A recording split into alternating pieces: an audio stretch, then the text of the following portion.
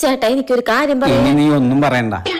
ഇവളൊരുവിധം പറഞ്ഞിട്ടുണ്ടാവല്ലോ, എന്നാലും ഞാൻ പറയാം. എനിക്ക് ഒരേ ഒരു അമ്മയും ഒരേ ഒരു അച്ഛനാണുള്ളത്. പിന്നെ ബാക്കിയുള്ളവർക്കൊക്കെ 10-15 അച്ഛന്മാരുണ്ടല്ലോ. നിന്നോട് കുറുകെ പറയരുതെന്ന് ഞാൻ പറഞ്ഞു. ദേവതമാരൊക്കെ അങ്ങ് സ്വർഗത്തിലാന്ന് വിചാരിച്ചേ, പക്ഷെ ഞാൻ എന്റെ ദേവതയെ ഇങ്ങ് ഭൂമിയിൽ കണ്ടെത്തി. ചേട്ടാ എടുത്തു ചാടല്ലേ.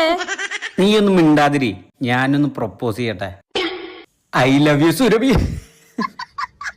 എനിക്കും നിന്നെ ഇഷ്ട. ആരുടെ അത്? ഇവിടെ ആരുമില്ല, കണ്ടൂടെ?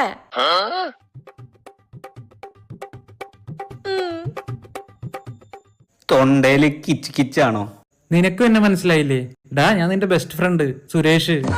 സ്കൂളിൽ പഠിക്കുമ്പോ എനിക്കും നിന്നോട് ഒരു ഇഷ്ടം ഉണ്ടായിരുന്നു. ഇപ്പൊ നീയായി പറഞ്ഞ സ്ഥിതിക്ക് ഐ ലവ് യു ടു ഡാ.